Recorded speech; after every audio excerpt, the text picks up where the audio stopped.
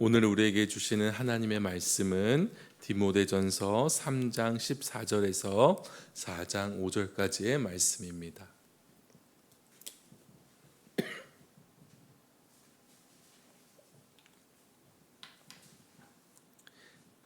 디모데전서 3장 14절에서 4장 5절까지의 말씀 제가 봉독하겠습니다. 내가 속히 내게 가기를 바라나 이것을 내게 쓰는 것은 만일 내가 지체하면 너로 하여금 하나님의 집에서 어떻게 행하여야 할지를 알게 하려 함이니 이 집은 살아계신 하나님의 교회요 진리의 기둥과 터니라. 크도다 경건의 비밀이여 그렇지 않다 하느니 없도다. 그는 육신으로 나타난 바 되시고 영으로 의롭다 하심을 받으시고 천사들에게 보이시고 만국에서 전파되시고 세상에서 믿음 바 되시고 영광 가운데서 올려지셨느니라. 그러나 성령이 밝히 말씀하시기를 후일에 어떤 사람들이 믿음에서 떠나 미혹하는 영과 귀신의 가르침을 따르리라 하셨으니 자기 양심이 화인을 맞아서 외식함으로 거짓말하는 자들이라. 혼인을 금하고 어떤 음식물은 먹지 말라고 할 터이나 음식물은 하나님이 지으신 바니 믿는 자들과 진리를 아는 자들이 감사함으로 받을 것이니라. 하나님께서 지으신 모든 것이 선함에 감사함으로 받으면 버릴 것이 없나니 하나님의 말씀과 기도로 거룩하여 짐이라. 아멘.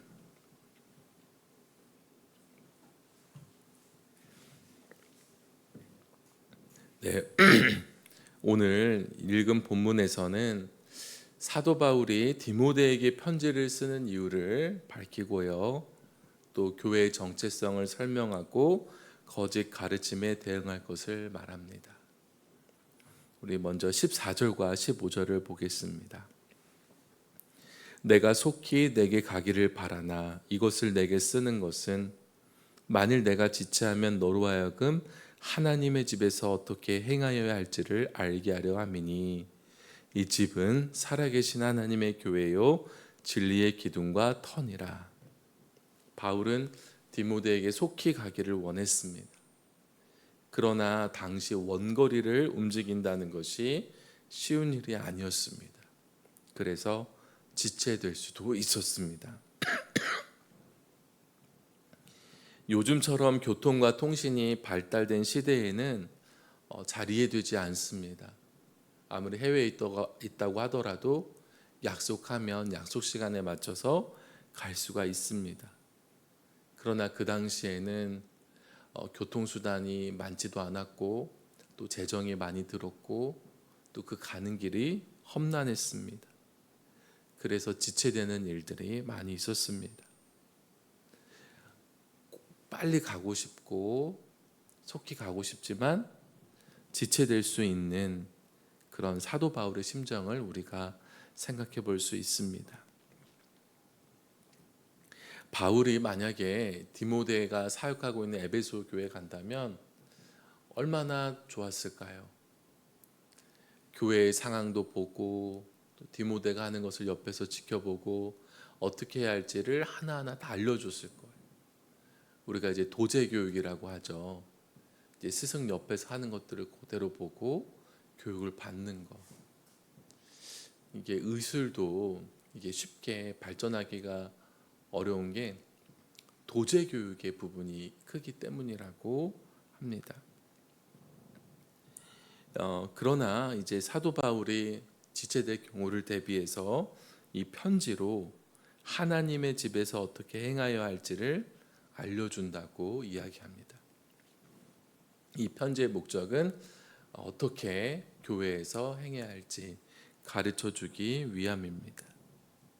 하나님의 집은요 살아계신 하나님의 교회이고 또 진리와의 기둥과 터라고 설명합니다.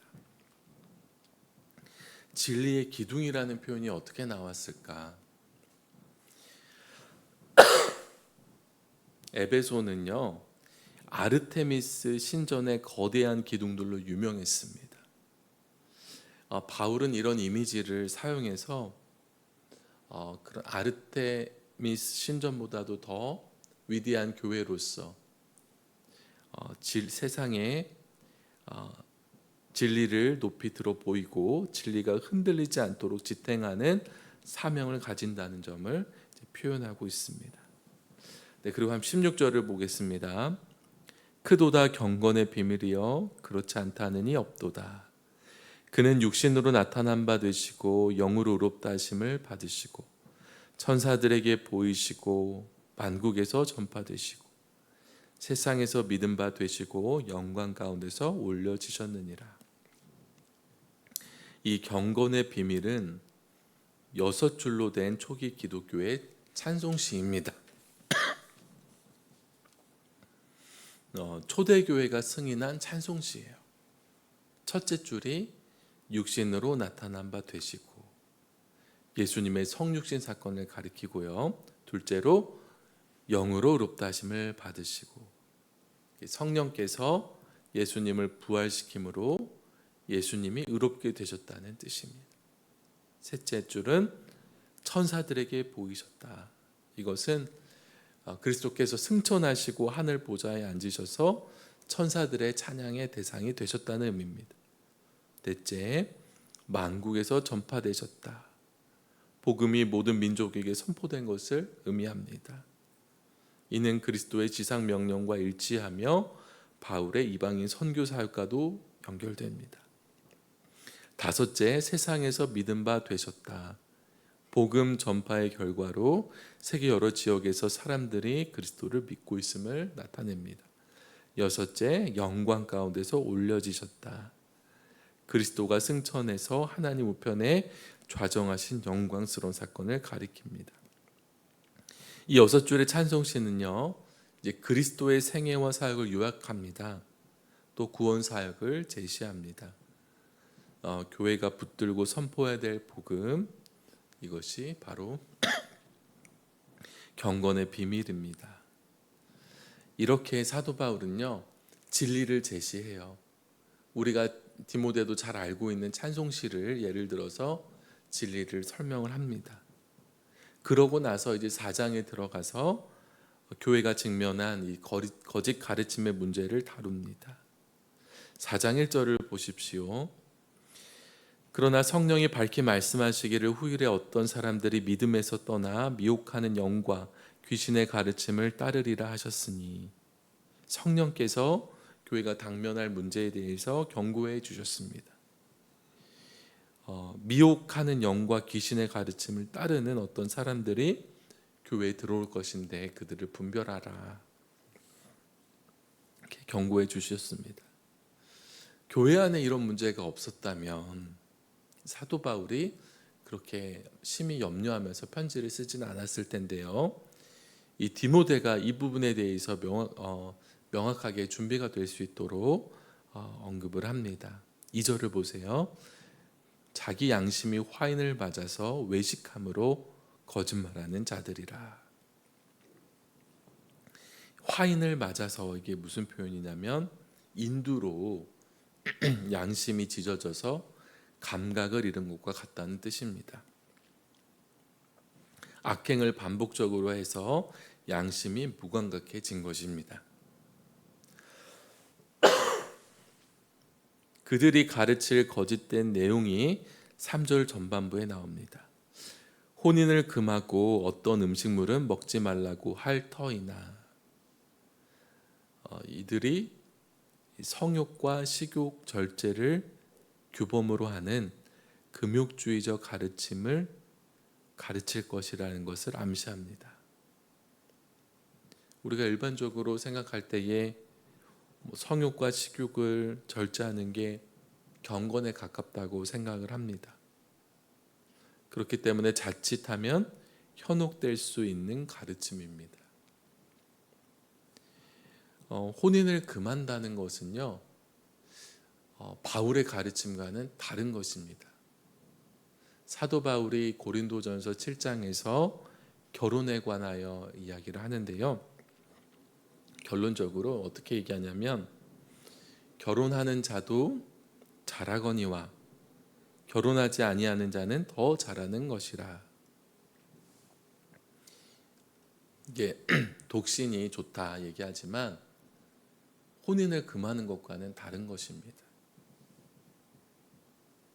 사도 바울은 독신이 주의 일에 더욱 집중할 수 있기에 더 좋을 수 있지만 아무나 할 수 있는 것이 아니고 독신의 은사가 있는 사람만이 할 수 있다고도 했습니다.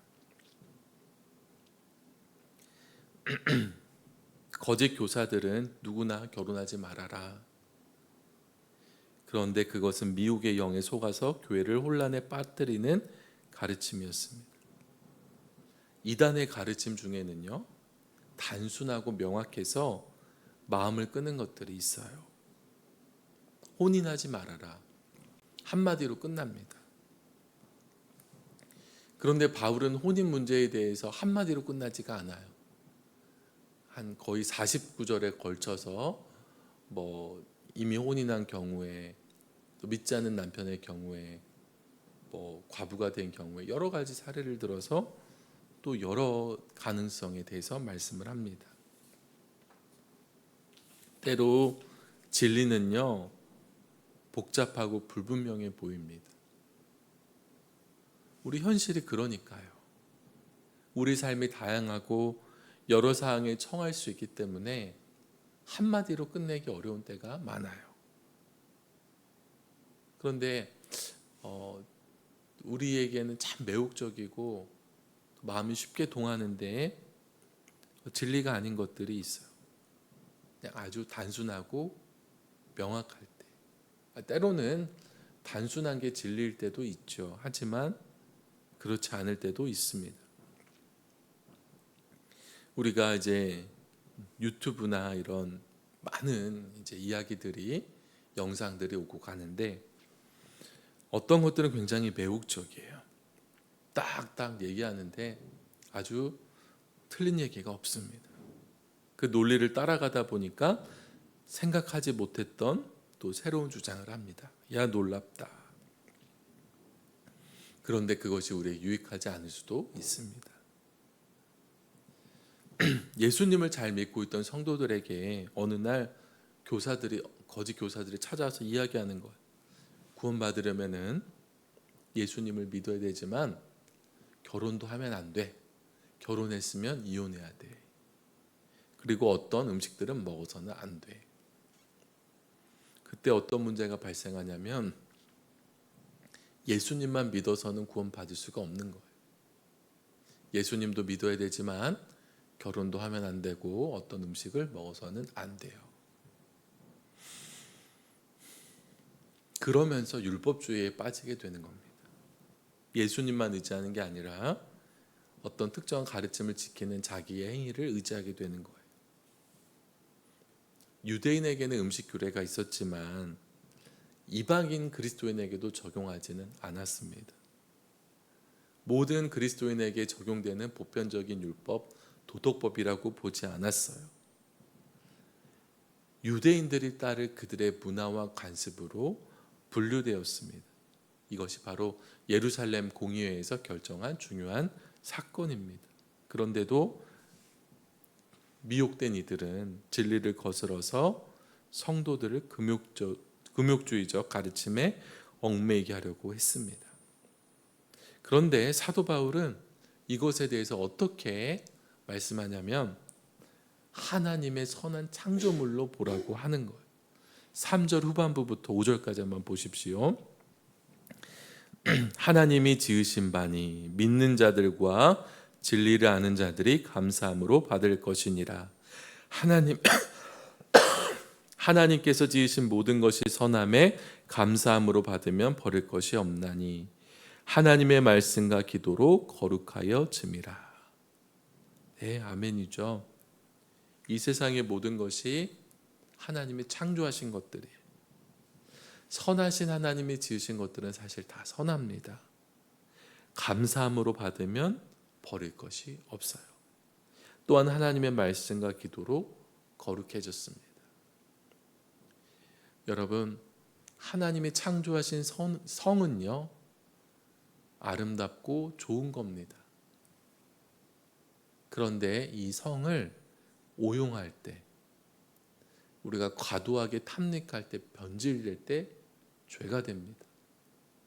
하나님이 지으신 음식물은요, 선하고 좋은 거예요.